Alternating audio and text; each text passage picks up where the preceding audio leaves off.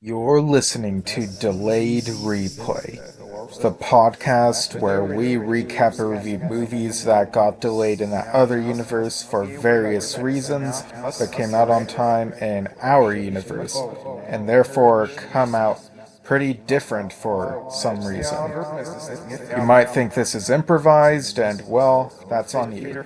I'm Steven Shinder, and welcome to the show. Airing sometimes every other week, sometimes one week and then the next week. It really depends. Just roll with it.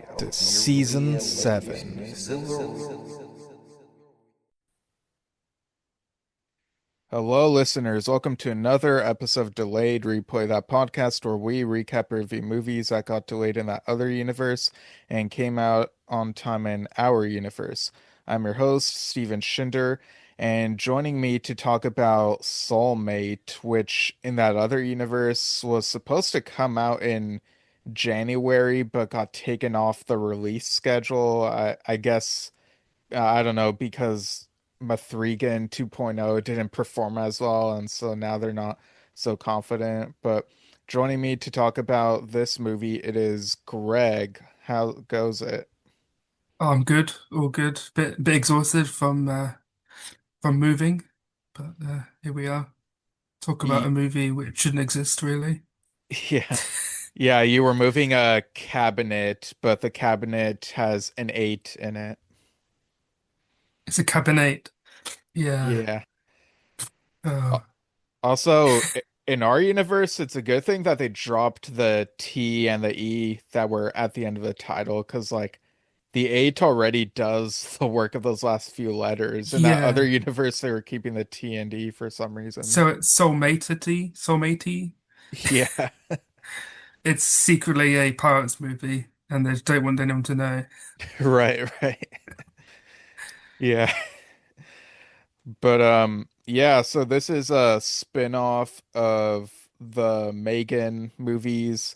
More of a sci-fi erotic thriller, this one. What'd you think of the shift between genres here? Because the second Megan movie felt a bit more actiony, and whereas the first one was more horror. So what do you think of the shifting genres?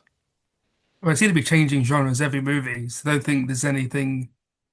There's no like, oh yeah, that's a Megan movie. It's just we'll make a movie and just slap it on in the franchise just to see if we can make more money. Yeah, in a way, it kind of feels like movies studios are still trying to emulate the Marvel model, where even though it's in the same universe, they kind of try different genres, but I don't know if like they could really do that with the Megan movies. Because what I really loved about the first one was the horror, but Hmm. now it's like I kind of don't know what they're doing. And in fact, this one, Soulmate, almost feels like they had some other movie in development and then just decided, oh, you know what, this could fit in the Megan universe, and just like slapped it in there. Yeah, I think this is probably a sequel to the Megan Fox movie. Oh, Uh, subservient. Yeah, and they just like shoehorned it into Megan instead because that movie didn't do too well. Yeah, yeah, they wanted to cut ties, you know. Um, Yeah, because it had a Megan Fox trailer in the movie, right. like her android. They're like, "Oh, come buy this robot," and then but then said, "Look at this better robot," and it's the soulmate that we get in this movie. Yeah. So in this movie, there's a guy whose wife has apparently died. This guy's played by David Rice. I think that's how his name is pronounced. And he's just named Dave in this movie, so very creative. Yeah. Um, but what'd you think of like his whole backstory, like leading up to getting this android that is supposed to quote unquote help him? Well, we had like a up. like a montage of their life together and her dying, and just he's like really upset, but becomes like a meme where like instead of just like mourning, he like immediately gets on his phone and starts trying to look at androids, or like he gets like ads for androids that like sexual androids, which make it even weirder. Yeah, and he's searching on his Android phone, so Oh it's yeah. basically like Androidception there. Yeah, the Google product placement. Yeah. And so he goes to like buy one of these androids and like at the store it's like basically the person working there is kind of like a copy machine operator. Like they take images and like copy them into this thing that looks like this bulky copy machine and just like churn out the androids like that. Yeah, I found that quite a weird concept because you're like, could you put a bit in there? It has like an age limit. You've like under 18, it's not allowed. Right. Yeah, it definitely feels like the type of thing where there would have to be laws regulating it. Um, Yeah, you also see like different like news reports that really feel like they're tacked on, where just in the background you hear, "Oh, Megan is campaigning to lead the country now," just to remind us that this is in the Megan universe. He gets this android and she has some similarities to his wife. Like, I was kind of confused. Like, was this supposed to be like an exact copy of his wife, or were there just like some similarities that they had in common because of the like actresses they used? couldn't tell. Was it the same actress between the android and the flashbacks? I don't know. It's really tough to tell because like I feel like they do this weird smoothing effect on the faces. It's got like that uncanny valley thing going on. Hmm. So maybe they're trying to like make it seem that unsettling, trying to make a point. But You yeah, just I can't get don't it know. exactly right. Right, yeah. So yeah, I don't know. But he gets this android woman, she's his soulmate, that's the brand. Yeah. What was the name that he gave her? What his like pet name for it? Yeah, I sure. think I think like he started calling her Fly Swatter. I'm not sure why, but I think that was just like something she used to do when she was alive, and she just kept on asking her to, oh, flop that swipe for, flop that swipe for me, and then she just would. But like, yeah, he just kept on calling her Fly Swatter, and I feel like that was a bit weird. Yeah, that was weird.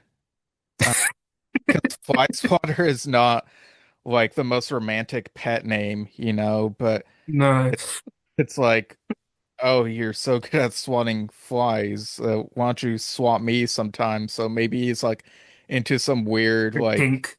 kinky, like hitting role play stuff. Yeah, Yeah. he pretends to be a fly in bed, and he just asked to be swatted. Yeah, Yeah. I'm not going to go down that road. Actually, I'm gonna. They also, they try to do like this romantic montage where they're going out on dates and spending time with each other. And it's set to the Childish Gambino song LES.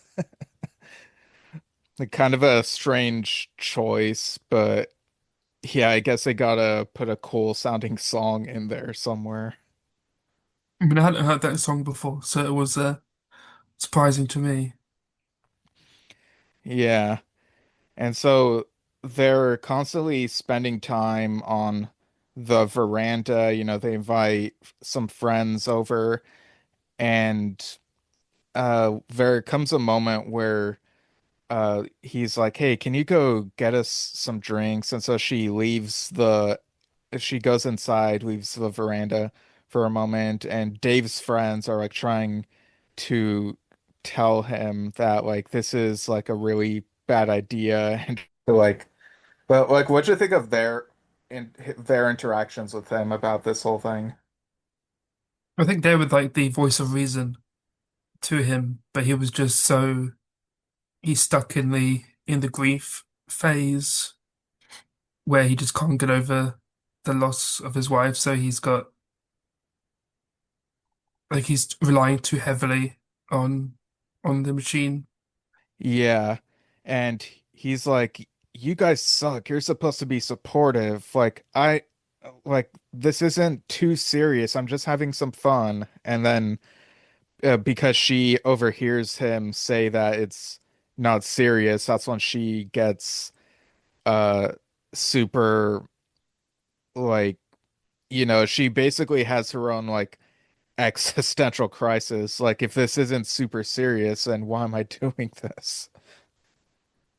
Yeah, because obviously she thinks that she's his wife, and he, she feels that she's just going to be discarded once he's got over his grief. So she basically comes up with ideas to make him not get over it.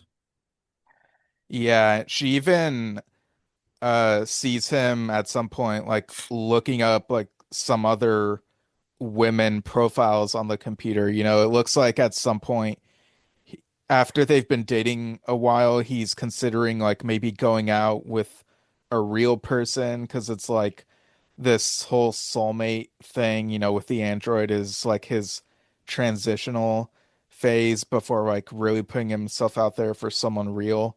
But she does not want him to go look for someone else.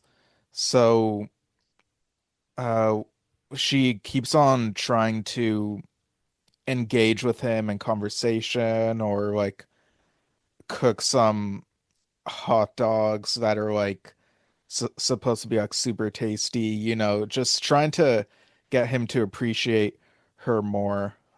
But it doesn't seem like it's working that much. Like it seems like he's still thinking of, this is temporary. So what'd you think of like how she went about things after that? Well, because then it becomes more like the thriller side of the film starts to come out, where like she not like kidnaps him, but like holds him hostage against his will. And it's like, no, you are not going anywhere.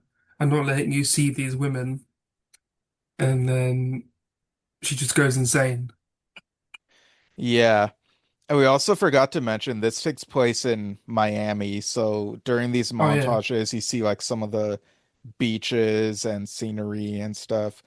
But yeah, this whole hostage situation, it kind of feels like a way to save on some of the location budget. So you can Mm. like have this huge portion of the movie be in this house, this room type of thing. And they have like this whole back and forth of like, you need to like fall in love with me. So it's like now a what's it called? Oh wow, I'm blanking on what the thing is where like um that Stockholm Syndrome. yeah, Stockholm syndrome, yeah.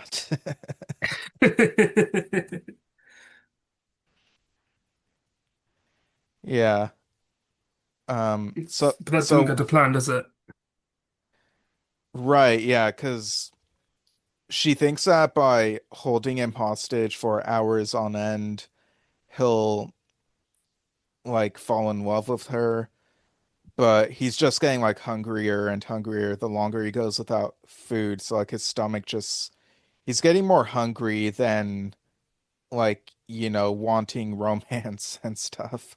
And then she like offers him like little pieces of food, but never enough to like satisfy his hunger. And then I think eventually she starts to lose her battery, so she has to recharge, but she doesn't want to let him out of her sight. Yeah, so what she does is she takes out one of her eyeballs and like leaves it in the room. So it's really a Mr. Potato Head type of situation. But yeah, it's really creepy because like the nerve that's like usually attached to a real eye, it's like it looks so real, but we know that it's like supposed to be artificial. Um, so she goes to recharge and gets like the some soda pops as well because she thinks that he'll be more into that. And so when she comes back, she like lets him drink some. But the problem is that he'll now need to like go use the restroom. So what'd you think of like this whole thing here? Oh, because he ends up putting on a leash around him and like starts walking him to the toilet, and then she's like, "Oh, you want to be a fly now?" And she just starts like, "You go pee outside, be a real fly." Yeah, and she like swats him with a fly swatter during this. Like I don't know who this is for, honestly. No, it's a bit too kinky. It's for all those fly kinks out there. Yeah. And like after he finishes up, like there's like a neighbor who walks by who I guess is like some sort of evangelist, and so he's like trying to ask the evangelist for help, like he's shouting for help, and the evangelist is all confused and stuff. Yeah, it's because I think he just ends up trying to pray for his soul Yeah. instead of helping. Yeah, he's like, "Oh, ha have mercy on your soul with all of your sinful habits right now."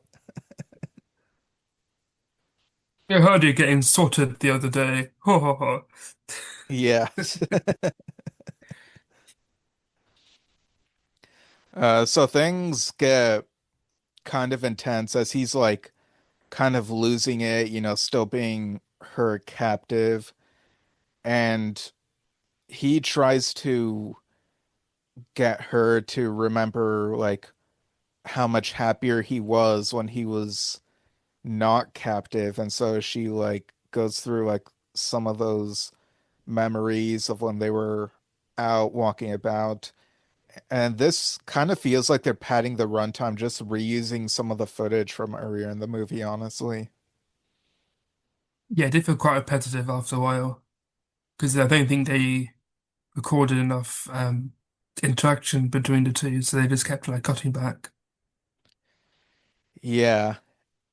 And, she's basically has to like weigh her options. So ends up, we kind of see like the inside of her mind where it's like all this digital computer stuff. And she's trying to weigh the probabilities of like whether he'll try to escape or whether he'll like still stay with her.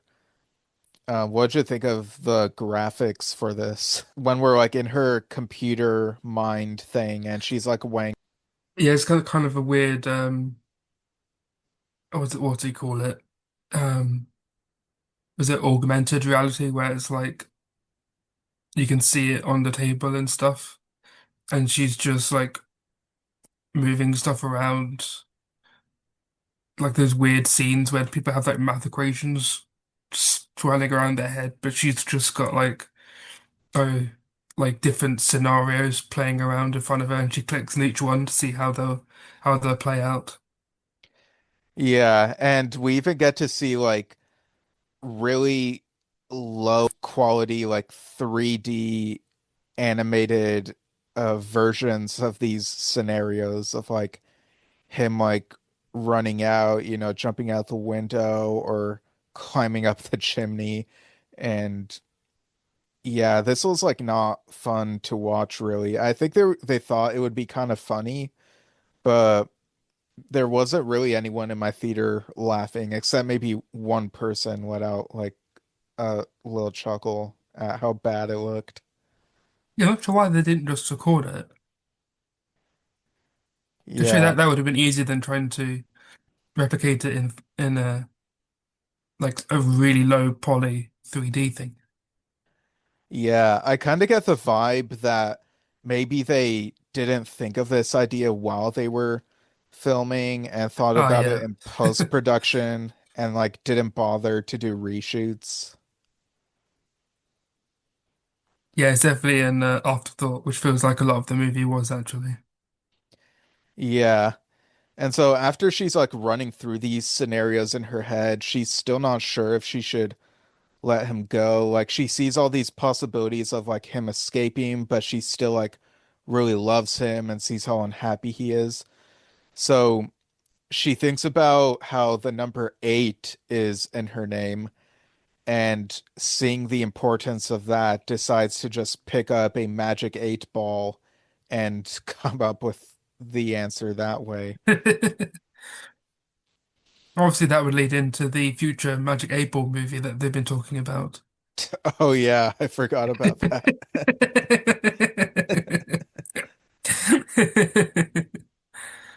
It's all connected.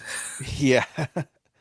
So, she shakes up the 8 ball, asks it whether she should untie him or whatever. And what'd you think of like the result of this?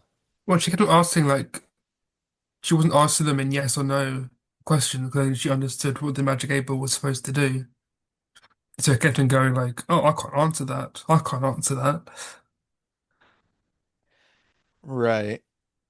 Yeah, so she feels like the magic 8 ball is useless and is like, really weighing her choices. And she's like, I know that everything in my brain is saying that logically he'll try to escape, but my heart is telling me that I can't keep him captive because that's not true love. Um, because there is that scene earlier where she's reading through like romance novels and watching rom-coms, and that's basically her understanding of what love is. Yeah, she keeps on reciting quotes from like Love Actually to him. But like he's always like, I haven't seen that movie. What are you going about? Are you crazy? Yeah.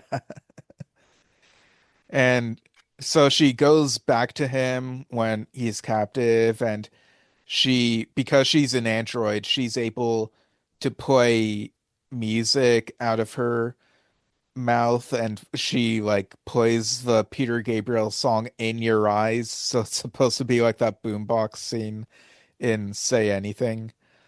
Um, and she's basically like saying, like, basically her way of saying that she loves him and she'll like let him go because if you love something so much, you'll let them go instead of swatting them like a fly. So they kind of bring that metaphor back. Um, so she unties him, and this was kind of unexpected. Like, instead of just running off, he decides to try to kill her. What'd you think of this whole sequence here? Oh yeah, because he starts attacking her with hot dogs, Yeah. but I wasn't sure like how that's gonna help.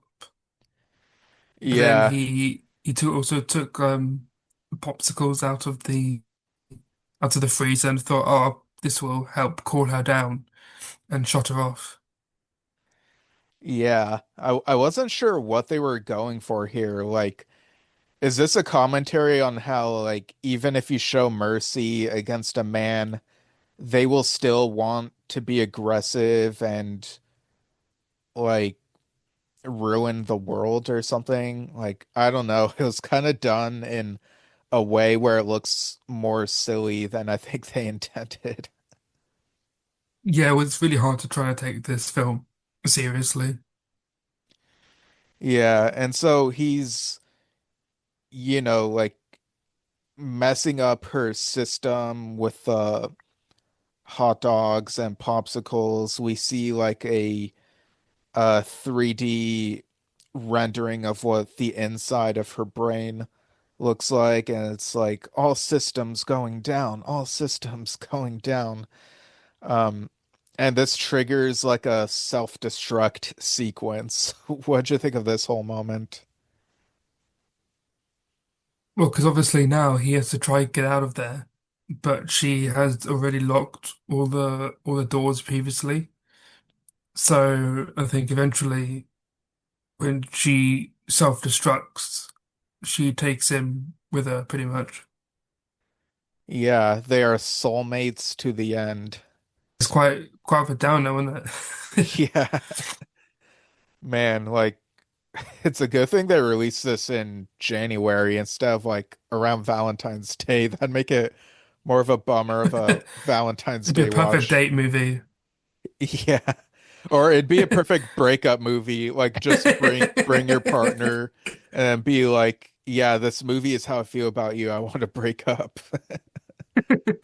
You're holding him against my will. I'm leaving you. Yeah. So the house blows up. The explosion looks pretty fake, honestly. Um, and then we see like the evangelist neighbor do like a prayer motion because praying for the dead type of thing. Um, but then the camera pans down and we see a ball rolling and we see it's the magic 8 ball.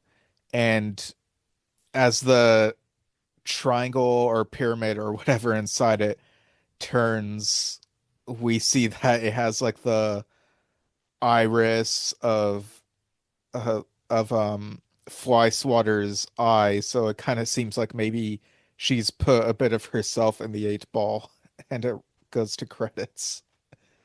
Then we get the 8 ball will return. Yeah, in a movie Oh, or man. series or whatever it was that was announced. M Yeah, Night I can't remember what it Shyamalan. said. Was definitely not paying attention. Yeah, like I was just checked out and just going on Letterboxd to rate the movie. All right, so what are your final thoughts and score out of 10? And do you have measurement for that score for Soulmate? Well, comparing it to Megan 2.0, I mean, it's on the same level, um, competently. Like it's not a good movie at all. Um, the kind of left all the good stuff in the first Megan, and they kind of forgot how to make movies after that. Yeah. Um, yeah, it wasn't as erotic I was expecting it to be. Like there wasn't much like sex scenes or anything. It Yeah. was just more like the content on the TV with all Yeah. the adverts and stuff. Yeah. And there was like some ASMR here and there. Yeah, it was very creepy. I do not need to hear that again. Yeah. Um, yeah, the effects of her were about the same as the other movies. The acting was alright, I thought. Um, I would probably give this 3 out of the 3 gun. Okay. Yeah. I think I would give this because like I feel like we've been getting maybe too many AI partner type movies. Oh Like yeah, we talked about Subservient, there was Companion, there was some other movie that had AI in the title. I just can't remember what it is.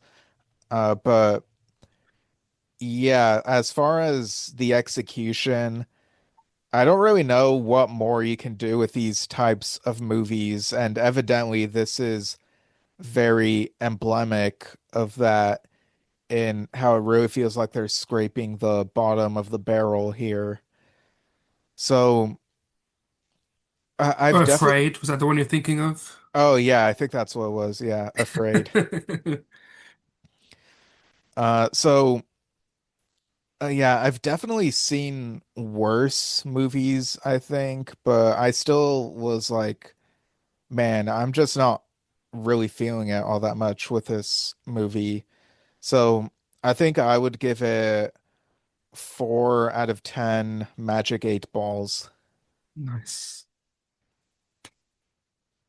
Right. So I guess that'll do it for this one. I forgot to ask, when you saw this movie, did you like do the double feature watching Soulmate and Primate together, or did you just watch a Soulmate on its own? I saw both. Yeah, yeah. I had to do that. I had to do the eight double feature. Yeah. Yeah, I definitely preferred Primate. Like that the violence in that was like pretty impressive and it was very suspenseful. Yeah, that's definitely a much better movie. Right. So I guess that'll do it. And where what's the thing that I ask again? Oh, so do you have like any recs for the listeners, like of stuff to watch or whatever? Oh, recommendations. Oh, let me see. Um, Recently I saw Rental Family, the new movie with Brendan Fraser in set in Japan. That was very good. Very very sad, but definitely worth the watch, I think. Okay. Yeah, I've heard of that movie. Um yeah, I might need to give this a watch as well. Um this could be really interesting. Yeah, I'll check it out sometime. Also, I forgot to ask, like, have you been watching the third season of Primal? Yes, I have. Yes, of course. I didn't know if you had started watching it. Yeah, like I've watched the first 2 episodes and I'm kind of like not really in a hurry to see the rest of the No, it definitely season. doesn't feel as good. But I think they're just building up to when he's going to meet his son. Because we don't know how much time passed between the second and third seasons. Right. Um, Well, did he have a son or did he have a daughter? yeah. It's been a Well, while. son, daughter, I can't remember. He had a child, that's all I remember. Yeah, But like season 2 had a great ending, and I thought that season 3 would be more of an anthology. Like I remembered hearing that somewhere, and then it wasn't. It became like a literal zombie of itself. yeah, it's quite interesting. Yeah, I think then she's going to see whoever the dinosaur's name is. Fang. That yeah, Fang. They're gonna meet up again, and yeah, I think the kid's gonna be absolutely terrified that his dad has like half his head missing. Like I'm waiting for his brain to just fall out because Yeah. Like, man, the first 2 seasons were definitely like violent and heartbreaking, but I was invested in what the characters were going through. Whereas here mm, it's like, man, I don't feel as invested. Like, yeah, the sequences look kind of cool, but yeah, I don't know. no, yeah, that makes sense. All right. So I guess we'll end it there then. Thanks again for joining me, Greg, to Oh, talk good. about Soulmate. And Yep, first one of 2026. Is it? I don't know.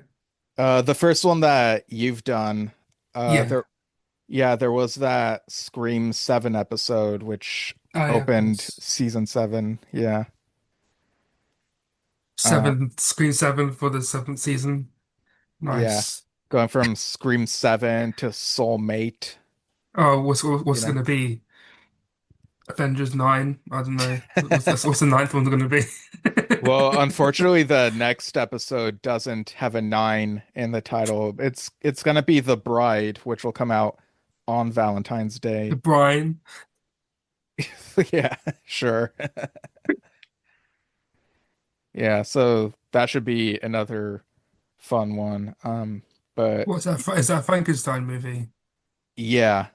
Of course it is. We haven't had one in ages. Yeah. Yeah, it came out around the time of the Guillermo del Toro one.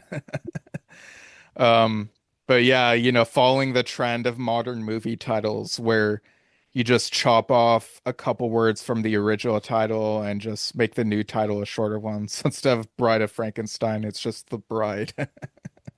So it's not a sequel to Guillermo del Toro's Frankenstein. Right. Every Frankenstein movie is in the Frankenstein multiverse or something. So who's um Frankenstein in this one? Is that Christian Bale? I can't remember. Yeah, Yeah, the okay. the machinist himself or machinist, however you pronounce it. Yeah, do you think he really died for the role?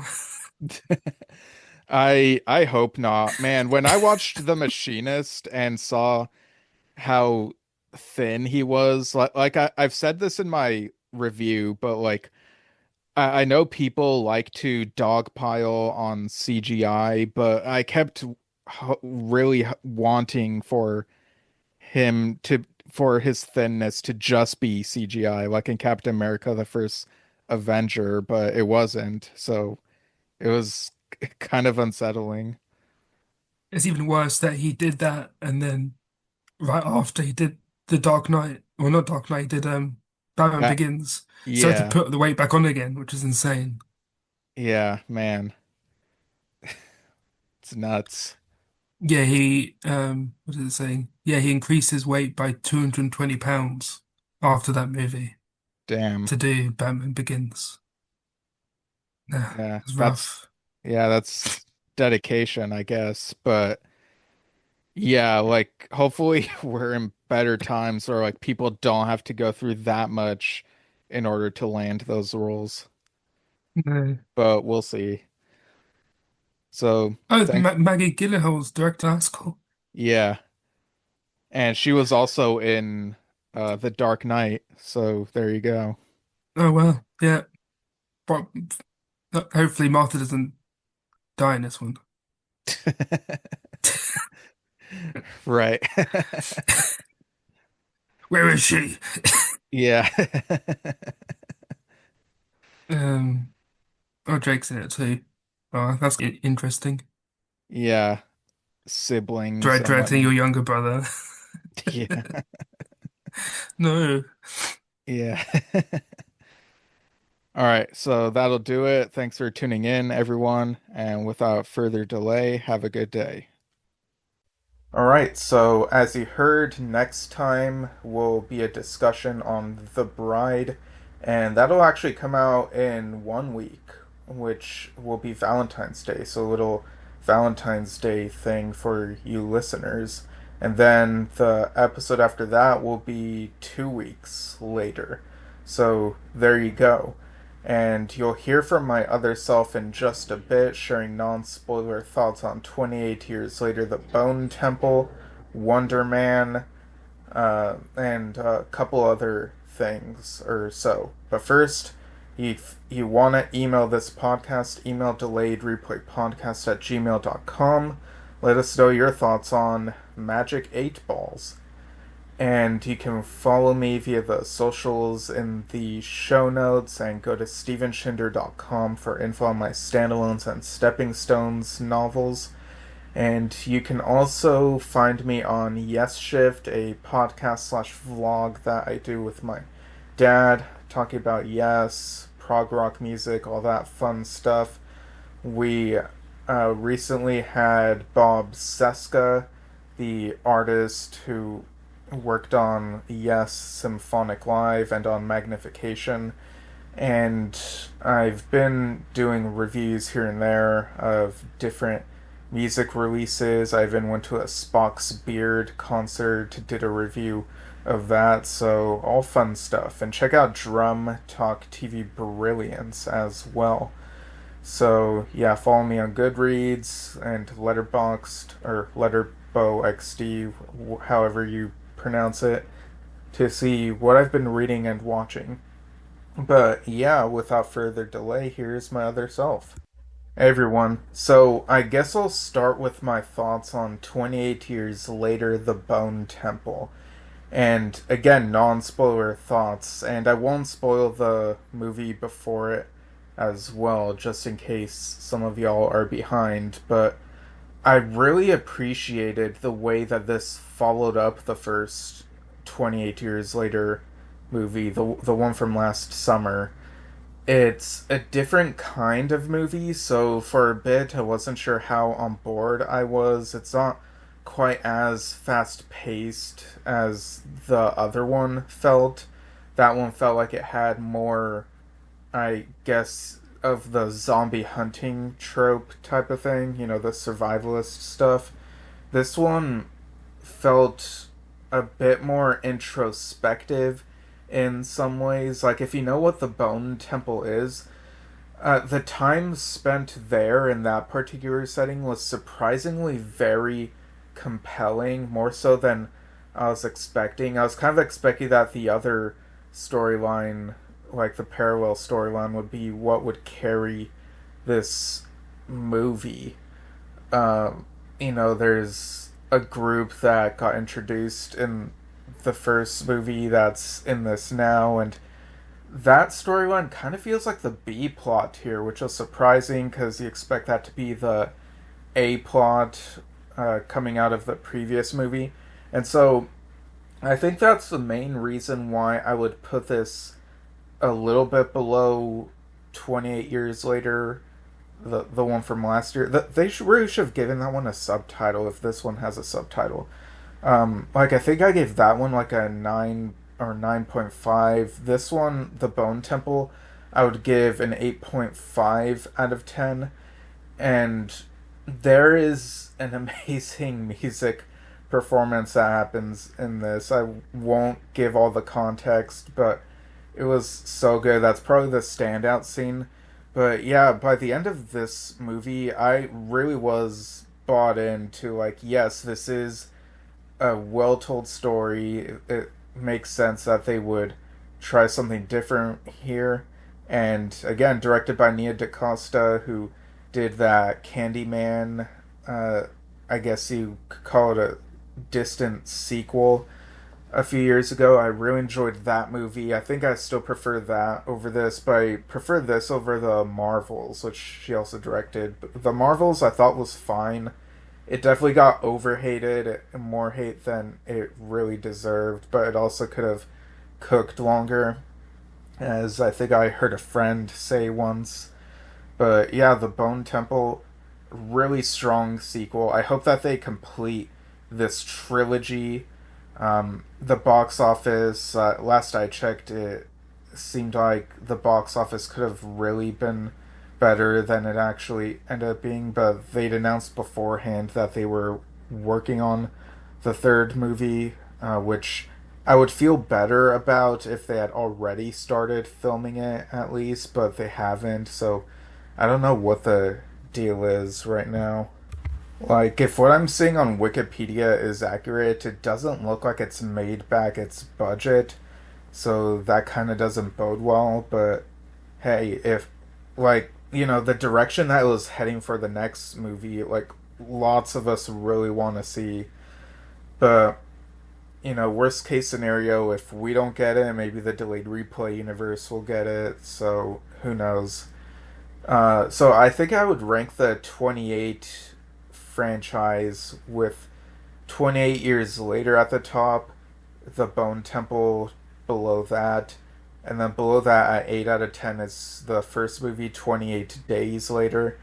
And then below that, which I think everyone would put this one last, is 28 Weeks Later, which I give a 7 out of 10. I think it's fine. It's not a bad movie by any means. It has a different focus, but it's less introspective than the other ones, which is why I put it last, but still worth watching, I think.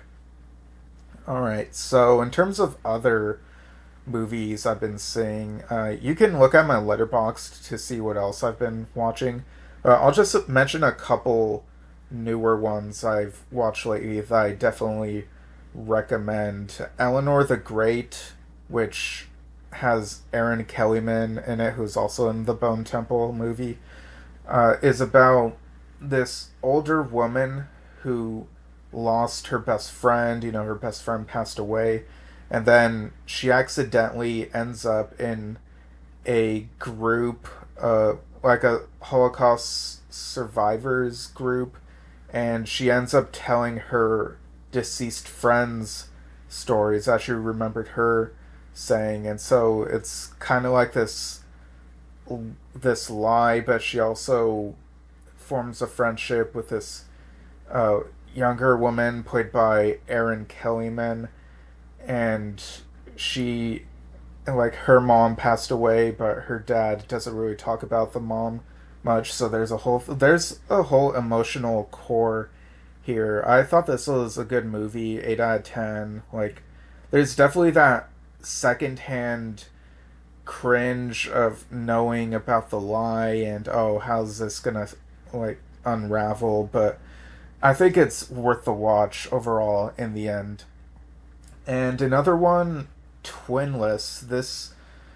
I don't want to say too much about Twinless, but it's got twists and turns.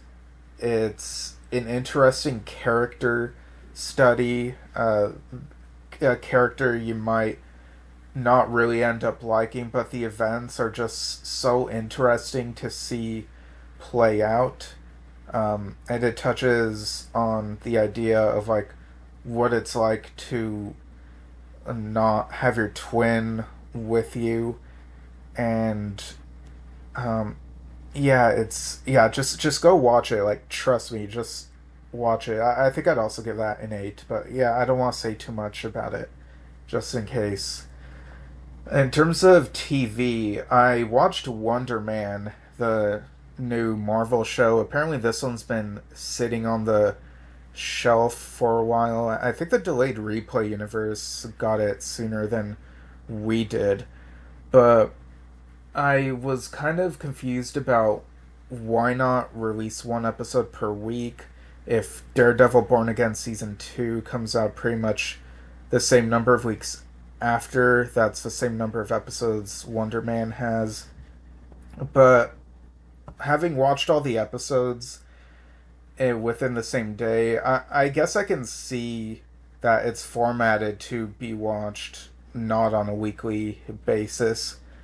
I thought it was interesting in that it was kind of different, you know, following this actor who wants to play this superhero, and you also have Trevor Slattery, who I think is kind of a sticking point for me in this show because it's like, why after all these years are we still trying to justify that Iron Man 3 twist? And it's kind of distracting to me, but I think other people really liked this show. I'm probably in the minority of thinking it's just okay. Like, I give it a 6 out of 10, I think. It didn't really have anything that greatly offended or disappointed me, but it also didn't really have much that excited or impressed me. Like, I don't really have strong feelings one way or another. It just kind of exists, you know? Which I guess is a bit of a bummer because I was looking forward to seeing, oh, something different. What are they going to do here? But yeah, I don't know. It is what it is. I also saw The Office season 9 superfan episodes that finally dropped recently. It was cool seeing some of the additional scenes. There's definitely another instance of two different takes of a character telling the camera crew the same thing they had said before in a different episode. But yeah, I think it was really cool seeing some of the extra stuff. I was kind of hoping there'd be a little bit more in the series finale than we got. I do like Andy's wedding toast in that at least, but yeah, it's super fan episodes. Really comforting to watch them back to back with some newer stuff. So yeah, I'm glad that they finally completed and released all of that. And of course, I've been keeping up with Starfleet Academy halfway through the season, and the fourth episode was a really good Klingon episode, and the fifth one had more Deep Space Nine connections than perhaps any other newer live action Star Trek show has had. Like, yeah, Lower Decks had a Deep Space Nine episode, but this one, it was so good. Like, it, I don't know. I don't want to say too much, but it handled things tastefully. I want to say it felt earned. It felt good. It was great. So we're looking forward to seeing more of this show, and we'll see what else I'll be watching. And again, you can follow me on Letterboxd. You can follow me on Goodreads to see what I'm reading. I read a lot of stuff, so if that interests you, go check that out. All right. And I'll get back to the YouTube channel at some point. I do have ideas here and there. It's just I've been juggling some things, but I'll get back to that eventually. So thanks for tuning in, and without further delay, have a good day.